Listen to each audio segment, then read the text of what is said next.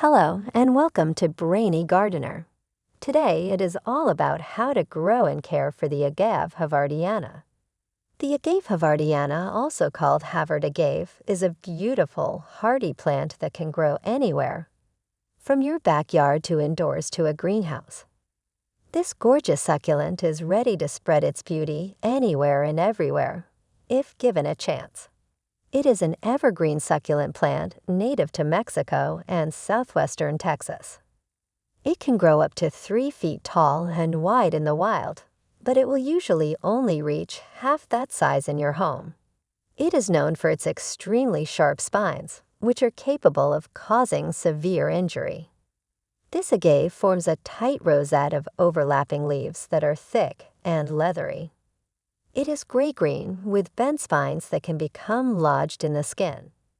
This agave has been used by Apaches for centuries, not only as food, but also for medicinal purposes. It is a forgiving succulent that thrives under neglect. Agave havardiana is a light-loving succulent that needs at least 4 or 5 hours of direct light daily. It will not do well in low-light conditions, so if you don't have a particularly sunny location, consider moving it or swapping it for another succulent. Agave havardiana likes a well-draining soil that's on the gritty side. You can accomplish this by adding sand to your potting mix or using perlite or pumice. If you're using standard potting soil, ensure it drains well before adding it to the container. Agave havardiana must be watered only when the soil has become completely dry. This means the soil surface should not be damp when watering it. Overwatering causes root rot and other issues. Agave havardiana does not require much fertilizer. If you want to, fertilize it once a year in spring with a balanced fertilizer. Don't fertilize in winter when the plant leaves its growing season. It is a slow-growing succulent that takes many years to reach maturity, so be patient. However, good fertilizer application and optimal conditions can significantly speed up this process. Agave havardiana tolerates a wide range of temperatures and humidity, but prefers warm conditions. The ideal range is somewhere between 55 and 75 degrees Fahrenheit. Consider placing it near a heat source, such as a window or in an unheated conservatory in cooler climates. It is frost-hardy to below freezing if kept dry. Agave havardiana does warrant much pruning. Trim off any dead leaves as needed when you repot the plant, but avoid cutting back live leaves. Agave havardiana can be potted in a variety of containers, including clay pots and terracotta. The plant prefers well-draining soil that has been amended with organic material, such as peat moss or coconut coir. Clay pots are ideal because they allow air to circulate around the roots and keep moisture from building up too quickly. Spring is the season for repotting because that's when the plant is just starting to get into its growth phase. Use a container larger than the previous one with drainage holes drilled into the bottom.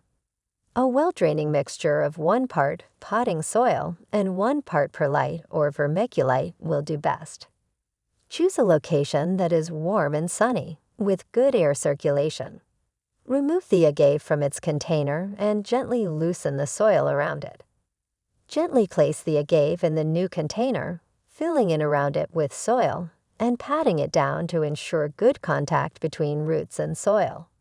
Water thoroughly, but don't let water pool around the base of the plant. Agave havardiana can be propagated by offsets. The first step is finding an offset you would like to propagate. They are usually found near the base of a mother plant and have a few leaves on them already. Remove the offset from the mother agave plant and prepare it for planting. Give the cutting some time to callus over and heal. This will reduce the chances of rot. Once the cutting has calloused over, it can be planted. Plant the offset in a container having a good potting mix. Place the pot in an area with bright light and good air circulation. Water the offset regularly until it is established. After a few weeks, you should see new growth appear, which means that it has rooted successfully and is ready to be transplanted into its container. Agave havardiana is monocarpic, which means it will die after flowering. However, the plant will produce a single huge flower stalk, often reaching up to 10 feet in height. These succulents only bloom after they've reached maturity, which takes about 10 to 15 years. The golden yellow flowers attract hummingbirds, adding a touch of color to the garden. Agave havardiana is non-toxic. It was used by Native Americans to make mezcal, a clear alcoholic drink that's made from the fleshy core of the plant. However, the spines on the sides of the leaves are viciously barbed and can cause nasty cuts if you're not careful. Agave snout weevils, scale insects, and slugs and snails are the most common pests of these plants. The agave snout weevil is a common pest that can cause serious damage to the plant. Remove any infested leaves immediately and discard them. Scale insects are small, hard-shelled insects that attach themselves to the leaves and stems of agave plants. They secrete a liquid that attracts ants and other insects. These insects feed on the honeydew and, in turn, protect the scale from predators like ladybugs. Slugs and snails will destroy your agave plants if left unchecked. They feed on the plant's leaves.